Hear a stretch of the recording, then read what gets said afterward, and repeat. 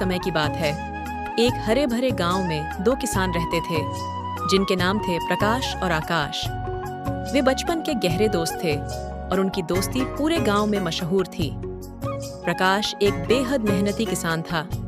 उसका दिन सूरज उगने से बहुत पहले ही शुरू हो जाता था, जब गांव के बाकी लोग मीठी नींद में होते थे। वह अपने खेतों में पहुंचकर पूरी लगन और निष्ठा के साथ काम करता था।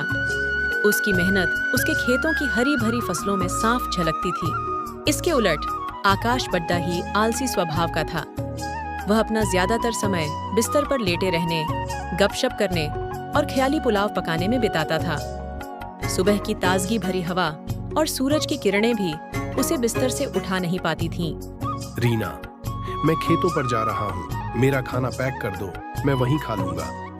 आज खेतों पर थोड़ा ज्यादा काम है, लौटते लौटते देर हो जाएगी। रीना ने मुस्कुराते हुए कहा, अजी, मैंने आपका खाना पहले से ही तैयार कर रखा है। यह लीजिए, समय निकालकर जरूर खा लीजिएगा। अच्छा ठीक है, मैं चलता हूँ। बच्चों को स्कूल छोड़े जाना। आप बच्चों की चिंता बिल्कुल न करें, मैं उन्हें स्कूल छोड़ दे जाऊंगी। आप बस अपना काम जल्दी निपटाकर घर आ जाना। उधर आकाश के घर का माहौल कुछ और ही था। अजी सुनते हो, खेतों पर नहीं जाना है क्या? देखो, सूरज सिर पर चढ़ आया है और आप अभी तक सो रहे हो।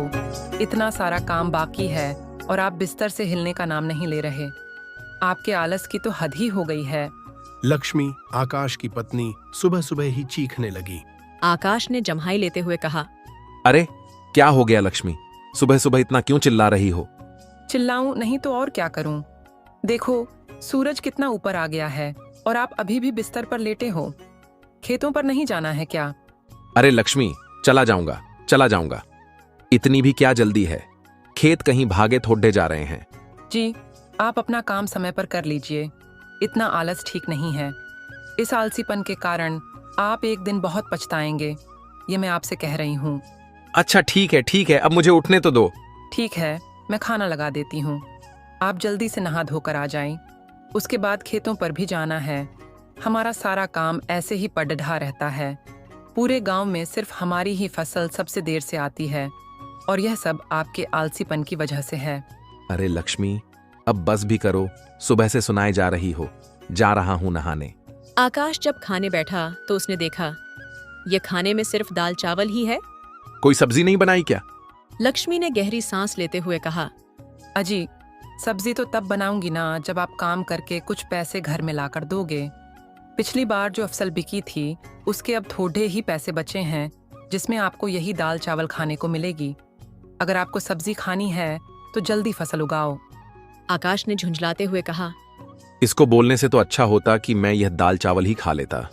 अच्छा ठीक है लक्ष्मी, अब मैं खेतों पर जा रहा हूँ। खेतों पर पहुंचकर आकाश ने देखा, प्रकाश पहले से ही अपने काम में जुटा हुआ था। अरे प्रकाश भाई, सारा खेत आज ही जोत डालोगे क्या? कुछ कल के लिए भी छोड़ ही दो। आकाश ने चिढ़ाते हुए कहा। प्रकाश ने मुस्कुराते हुए जवाब दिया, हाँ आकाश भाई, बस थोड़ा सा ही खेत बचा है, उसे भी आज ही जोत दूंगा ताकि कल से मैं अपने खेत में बीज बो सकूं। आकाश ने अपनी पीठ खुजाते हुए कहा, कितनी कड़ड़ी धूप है। इतनी कड़ड़ी धूप में तो बहुत मुश्किल होगा काम करना। एक काम करता हूँ, थोड़ी देर आराम कर लेता हूँ, फिर आराम से खेत जोतूंगा। चलो अब थोड़ी पेट पूजा कर लेते हैं, बहुत जोरों की भूख लगी है। प्रकाश अभी अपना खाने का डिब्बा खोल ही रहा था कि उसे किसी के चिल्लाने की आवाज सुनाई दी। प्रकाश तुरंत आवाज की दिशा में भागा और उसने देखा कि एक साधु पेड़ के नीचे बेहोश पड़े थे। प्रकाश ने जल्दी से साधु बाबा के मुंह पर पानी के छींटे मारे, तब जाकर उन्हें होश आया। साधु बाबा, अब आप ठीक हैं? हाँ बेटा, अब मेरी तबीयत कुछ ठीक है। बहुत दिनों से भूखा और प्यासा हूँ और तेज गर्मी भी है, इसी कारण मुझे चक्कर आ गया था। साधु महाराज, आज मेरे पास बहुत ज्यादा कुछ खाने को नहीं है। यह मेरी पत्नी ने रोटी, सब्जी और पुदीने की चटनी बनाई है, आप इसे खा लीजिए। इतने में आकाश भी वहां आ पहुंचा। ये प्रकाश के पास कौन आया है? कोई साधु महाराज मालूम होते हैं। चलो चलकर देखा जाए। प्रणाम साधु महाराज। खुश रहो बेटा, तुम्हारा कल्याण हो। प्रकाश ने साधु महाराज के लिए एक आसन लगाते हुए कहा, साधु महाराज, मैंने आपके लिए आसन लगा दिया है, आप यहाँ बैठकर खा लीजिए। आकाश ने भी अपनी ओर से पेश की। साधु महाराज, मैं भी घर से खाना लेकर आया हूँ। मेरी पत्नी ने भी मुझे खाना दिया है और वह बहुत स्वादिष्ट खाना बनाती है। आप थोड़ा खाकर देखिए। मेरी भूख मिटाने के लिए तुम्हारा बहुत बहुत धन्यवाद। प्रकाश और आकाश दोनों ने एक साथ कहा। धन्यवाद की कोई जरूरत नहीं है बाबा। यह तो हमारा परम सौभाग्य है कि आपने हमें अपनी सेवा करने का मौका दिया। बाबा, आप तो हमें सिर्फ आशीर्वाद दीजिए कि इस बार हमारी फसल अच्छी हो और हमारे परिवार को सुख शांति मिले। साधु महाराज ने मुस्कुराते हुए कहा। दोनों को मेरा आशीर्वाद। मेहनती किसान हमेशा सफल होता है, लेकिन आज मैं तुम्हें कुछ विशेष देना चाहता हूँ। साधु महाराज ने अपनी झोली में से कुछ छोटे छोटे बीज निकाले और उन्हें प्रकाश और आकाश को दिए। साधु महाराज, ये किस चीज के बीज हैं? क्या यह किसी फसल के बीज हैं? प्रकाश ने उत्सुकता से पूछा। बेटा, यह कोई साधारण बीज नहीं है, यह जादुई बीज हैं। इन्हें अपने खेतों में बो देना। यह बीज तुम्हें वही देंगे जिस फसल को तुम बोना चाहते हो। प्रकाश ने विनम्रता से कहा। हम आपके इस भेंट के लिए बहुत आभारी हैं साधु महाराज। मैं इन बीजों की बहुत अच्छे से देखभाल करूंगा, इन्हें रोज पानी दूंगा। आकाश ने अपनी बात रखी। मगर साधु महाराज, अगर यह बीज जादुई हैं, तो हमें इतनी मेहनत करने की क्या जरूरत है? साधु महाराज ने गंभीरता से समझाया। बेटा, एक बात हमेशा याद रखना, जादू उसी पर काम करता है जो उसकी कद्र करता है। यह बीज अपने आप में शक्ति रखते हैं, लेकिन अगर तुम इन्हें सही देखभाल नहीं दोगे तो तुम्हें इनसे कुछ भी प्राप्त नहीं होगा। हर दिन इन्हें प्यार और मेहनत से सींचना, तभी यह फल देंगे। प्रकाश ने कहा। जी साधु महाराज, हम आपकी बातों को समझ गए हैं। हम इन बीजों को बोएंगे और इन्हें बड़े प्यार से सींचेंगे। साधु महाराज ने आशीर्वाद देते हुए कहा। तो अब मैं यहाँ से प्रस्थान करता हूँ, तुम्हारा कल्याण हो। साधु से जादुई बीज प्राप्त करने के बाद प्रकाश और आकाश घर लौट रहे थे। रास्ते में दोनों आपस में बीजों के बारे में बात करने लगे। आकाश, यह जादुई बीज बहुत ही अनमोल है। साधु महाराज ने कहा है, अगर हम इन्हें प्यार और मेहनत से सींचें तो ये हमें बहुत कुछ देंगे। मैं तो कल ही इन्हें जाकर अपने खेत में बोने वाला हूँ।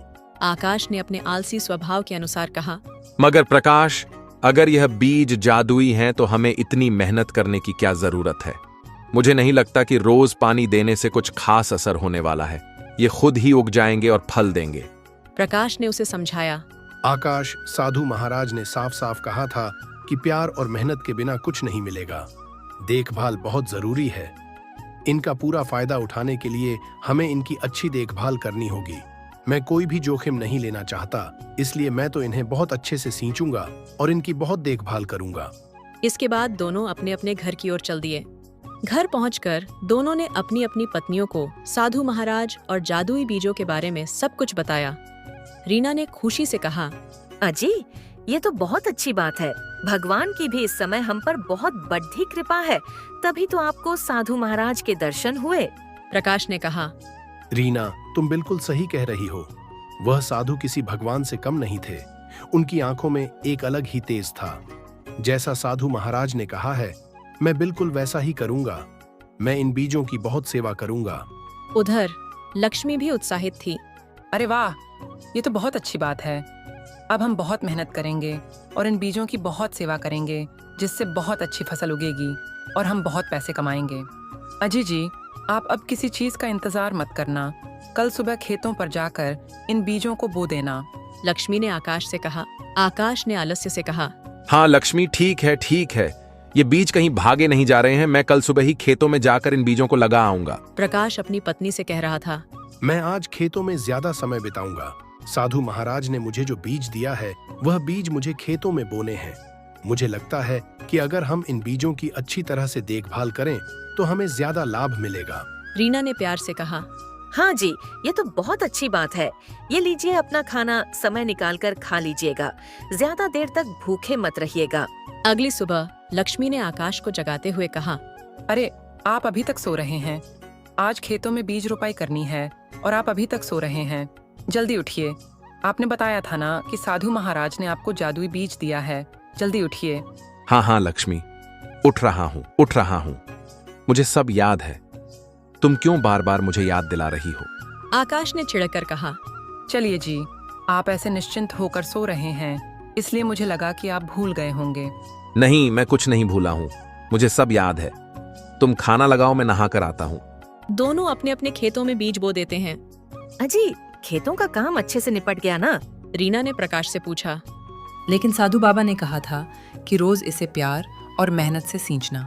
अगर आप इसकी देखभाल नहीं करेंगे तो यह कैसे बढ़ेगा? आकाश ने बेफिक्री से कहा। तुम चिंता मत करो लक्ष्मी, वे जादुई बीज हैं, कभी खराब नहीं होंगे। तुम बेकार में ही चिंता कर रही हो। साधु बाबा ने कहा है कि बीज जादुई है, मेहनत के बिना कुछ भी हासिल नहीं होता। आपने देखा है ना कि प्रकाश अपने खेतों में कितना काम करता है।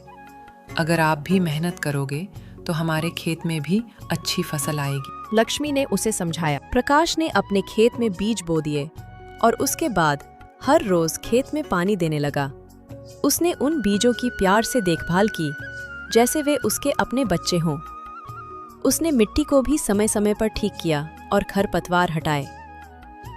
दूसरी ओर आकाश ने भी अपने बीज बो दिए, लेकिन उसने सोचा कि बीज तो जादुई हैं, इसीलिए उन्हें इतनी देखभाल की जरूरत नहीं है। उसने सिर्फ कभी कभार ही अपने खेत में पानी डाला और बाकी समय आराम करता रहा। उसे लगा कि जादुई बीज अपने आप ही फल दे देंगे। कुछ समय बाद प्रकाश के खेत में हरी भरी और स्वस्थ फूल गोभी की फसल निकल आई। हर फूल गोभी इतनी बड़ी और मोटी ताजी थी कि देखने वाला बस देखता ही रह जाए। उनका आकार आम फूल गोभी के आकार से काफी बड़ा था। उन्हें देखकर प्रकाश की खुशी का ठिकाना न रहा। उसने घर जाकर यह बात अपनी पत्नी रीना को बताई। रीना भी यह सुनकर बहुत खुश हुई और वे दोनों फूल गोभी की फसल तोड़ने के लिए एक साथ खेतों में आए। अजी, ये तो सच में बहुत अच्छी फूल गोभी की फसल आई है। इतने बड़े और इतने सुंदर फूल गोभी तो मैंने आज तक नहीं देखे। चलिए इन्हें जल्दी से तोड़ लेते हैं, फिर आप इन्हें बाजार में बेच आना। दोनों पति पत्नी फूल गोभी की फसल तोड़ने लगते हैं और देखते ही देखते उनकी टोकरी फूल गोभी से भर जाती है। तभी प्रकाश की पत्नी रीना ने एक अद्भुत नज़ारा देखा। जहाँ से उन्होंने फूल गोभी तोड़ी थी, वहाँ पर तुरंत ही नई फूल गोभी आ जाती है। प्रकाश जी, देखिए ये क्या हुआ। अभी हमने इन पौधों से फूल गोभी तोड़े थे, ये देखिए इनमें फिर से नए फूल गोभी आ गए। ये तो सचमुच में जादुई बीज हैं। लगता है इनकी फसलें कभी भी खत्म नहीं होती। प्रकाश ने भी हैरत से कहा। हाँ रीना, ये तो सच में जादुई बीज है। अभी तो हमने इतने सारे फूल गोभी तोड़े थे और फिर से उतने ही फूल गोभी आ गए। अजय, हमारा तो भाग्य ही चमक गया। अब इन फूल गोभियों को बेचकर हम बहुत सारा पैसा कमाएंगे और अपने सारे सपने पूरे कर लेंगे। वहीं दूसरी ओर आकाश के खेत में सिर्फ छोटे छोटे कमजोर पौधे उगे थे और उनमें कोई फल नहीं आया था।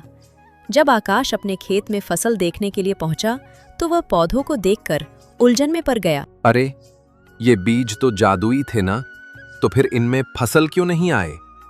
लगता है वो साधु महाराज ने मुझे धोखा दिया है।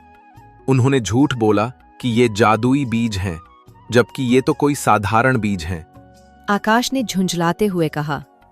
प्रकाश ने अपनी मेहनत और समझदारी से फूल गोभियों को बेचकर खूब लाभ कमाया और अपने परिवार के लिए सुख समृद्धि लाई। वहीं दूसरी ओर आकाश को सिर्फ पछतावे के अलावा कुछ नहीं मिला। उसने अपनी आलस्य के कारण एक बड़ा अवसर गंवा दिया और इस कीमती सीख को जीवन भर याद रखा।